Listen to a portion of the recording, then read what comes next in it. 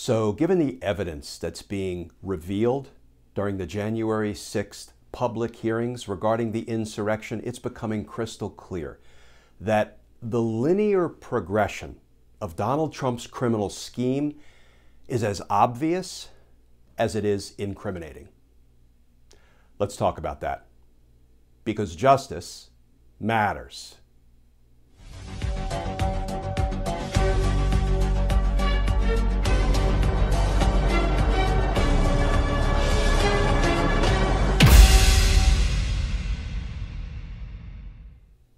Hey all, Glenn Kirshner here.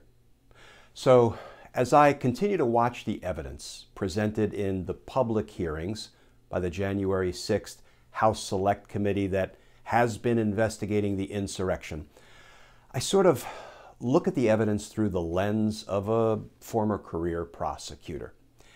And I ask myself, okay, how would I prove Donald Trump's crimes to a jury based on what I'm learning during these public hearings? Because we already know what Donald Trump did, right? Courtesy of his public statements, his, speeches at his ridiculous hate rallies, the tweets he would send out.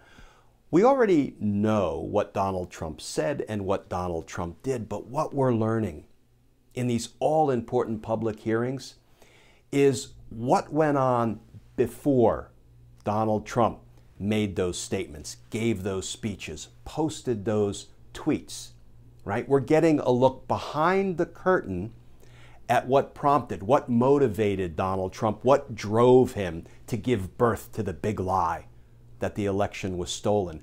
And the evidence we're getting, it is powerful. I mean, put me in, coach, make me a special assistant United States attorney, which is a thing, it's a position. I will go into court and try this case for free. Can you tell I missed the courtroom? So here's some of what we know, and here's some of what we learned. We already knew that as far back as April of 2020, months before the presidential election, Donald Trump started floating the idea that the election was going to be rigged. Why? Because the poll numbers were showing he was going to lose. So he needed to come up with a criminal scheme to explain why it looks like he lost the election when in fact he really won. That was April of 2020. And then he kept doubling down. And there is this kind of infamous hate rally that he had in Oshkosh, Wisconsin in August of 2020 when he said point blank, "The only way I will lose this election is if it's rigged." So the table was set. He knew he was going to lose. The poll numbers looked bad for him. And he began the mantra, it's going to be rigged. It's going to be rigged. That's the only way I'll lose. We knew about those public statements. Then we learned that all of the adults in the room, campaign managers and other political advisors to Donald Trump, had told him in no uncertain terms, there's going to be this thing that we experience during every election. It's called the red mirage. What does that mean? It means that the early votes cast in person that are being counted early on election night will make it seem like the Republican is doing well, but then the mail-in ballots will be counted. And friends, remember, some jurisdictions don't even allow for the mail-in ballots to start being counted until the polls close on election day. And what happens? Well, the mail-in ballots typically favor the Democrat. And so Joe Biden's numbers are looking better and better. That's the red mirage. Republicans seem to do well early on when the returns are coming in, and then the Democrat starts to do well. And the polling in advance of the election made it clear Donald Trump was going to lose, which is why he had to keep pushing his mantra that if I lose, it was rigged. And now we know, this is delicious, friends, behind the scenes in the Oval Office the night of the election, Donald Trump's campaign manager, Bill Stepien, who had been running in Republican circles for a very long time, working with people like, President Bush and John McCain and others, he said, look, the red mirage is playing out exactly as was expected, exactly as we told you it would play out, Mr. President. Your numbers may look good early, but we have to wait for all of the votes to be counted because, democracy. And so Donald Trump knew he was going to lose. He knew about the red mirage. And in the early morning hours of November 4th, he decided to give birth to the big lie. And he took to the airwaves during the red mirage when it looks like, okay, he's definitely going to lose and he's going to lose big. And he had to step out and say, frankly, we did win this election. At that moment, the big lie was born. And friends, it wasn't born of a miscalculation. It wasn't born of a misunderstanding. It wasn't born of, actual voter fraud, because at that moment, nobody knew that there was actual voter fraud, and nobody had come up with the conspiracy theories that started to pop up after the election that there was voter fraud, because there wasn't any voter fraud. Think about it. At the moment Donald Trump announced the big lie, in the early morning hours of November 4, there were no reports of voter fraud. So he can't then bolster his big lie by saying, well, it was all voter fraud. You didn't even know about that at the time. So this wasn't a misunderstanding. It wasn't willful ignorance or intentional blindness that he was just wishing he won. There was a lot of voter fraud and he really believed that. No, it was a calculation.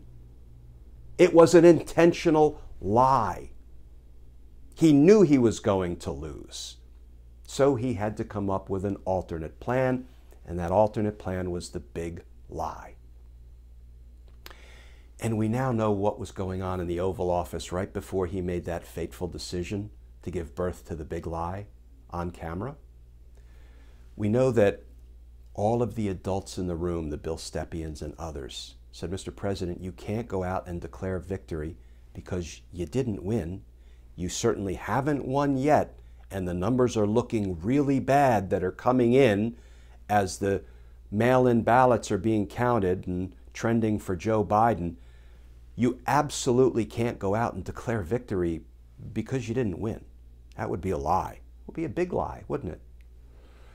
And all the adults in the room were unanimous. All of the sober adults in the room were unanimous. Drunken Rudy Giuliani was the only one in the room who said, oh, Mr. President, go out there and announce you won, because if you don't, you'll look weak. Not because you won the election, not because you have a good faith basis that you will win the election or that voter fraud deprived you of your rightful win.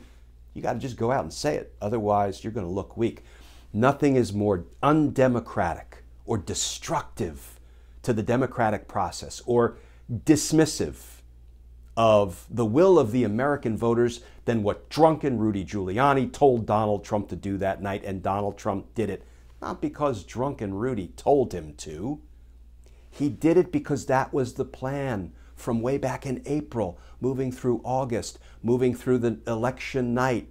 The plan was to plant the seed that if I lost, it was rigged, and then during the red mirage, jump into the red mirage and try to make it real. Tell everybody, frankly, I won this election, when he knew he didn't. It was a lie. It was a calculation from jump, and it's criminal. It's criminal. And a novice prosecutor, fresh out of law school, could prove it to a jury's satisfaction beyond a reasonable doubt. And it needs to be done. It needs to be done. Because justice matters. Friends, stay tuned. We're going to get there. We're going to get there. There's been lots of talk about, will the J6 committee, will Congress make a criminal referral or not? Doesn't matter. It doesn't matter. It will be interesting to see if they decide to do it or not, but it doesn't matter because the Department of Justice doesn't do business by criminal referrals from Congress. They say, thank you very much, but you know what? We've seen the evidence for ourselves. DOJ will get its hands on the 1,000+ transcripts created by the January 6th committee and its investigation. They'll get them all, and DOJ will continue to build. But there's nowhere to go but to charge Donald Trump. And you know why? First and foremost, because the evidence supports criminal charges that can be proved beyond a reasonable doubt to a jury. But here's the second really important reason that Donald Trump has to be charged for his crimes. Because if he's not, do you realize that the 2024 Republican nominee will be given permission by the Department of Justice to do everything Donald Trump has done to our country, to the American people for the last 4-5 years? Because if DOJ doesn't prosecute Donald Trump for his seditious conspiracy, for inciting an insurrection, for a conspiracy to defraud or commit offenses against the United States, for obstructing an official proceeding, the certification of Joe Biden's win, and for treason, because on January 6th, Donald Trump levied war against these United States. If they don't prosecute Donald Trump for all of those crimes, then God forbid a guy like Ron DeSantis, who is just as corrupt in many ways as Donald Trump. He's been weaponizing the government, the legislative process, the powers of the executive branch in the Florida state government. And DOJ will not only be giving a Ron DeSantis permission to commit all the crimes Donald Trump committed, they will be encouraging him to do it. Because by declining to prosecute Donald Trump, they will be announcing that everything he did was just fine, not criminal. Because if it was criminal, we would have prosecuted him for it. That will give permission and encouragement for tomorrow's criminal politicians and aspiring dictators to replicate all of Donald Trump's crimes and then some. And guess what, friends? America cannot survive that. But that's not going to happen. Because DOJ will hold Donald Trump and his criminal associates accountable. It's coming. It's coming. It's not easy to wait. It's not easy to watch. The frustration and desperation and depression and anxiety we experience every day by seeing Donald Trump and his criminal associates, Rudy Giuliani and John Eastman and Bannon and Meadows and Roger Stone and Mike Flynn and Don Jr. and Mo Brooks and the rest of them out footloose and fancy-free, finding new ways to scheme the next coup, recruiting a new batch of insurrectionists. It's hard for people who care about the democracy, for people who spend their days abiding by the rule of law. It's hard. It's hard. But we're going to get there. Have faith, have hope, be determined, and vote, vote, vote, vote, vote. Volunteer anywhere and everywhere you can to register people, to help spread the word that we all have to vote. Take somebody by the hand, help them register, take them to the polls, and vote, vote, vote, vote, vote. That's how we're going to get there. But we're going to get there. Thank you for listening to me ramble. Thank you for tuning into these Justice Matters daily videos. I am as exhausted as I am energized by this justice fight, because justice really does matter. Please stay safe. Please stay tuned. And I look forward to talking with you all again tomorrow.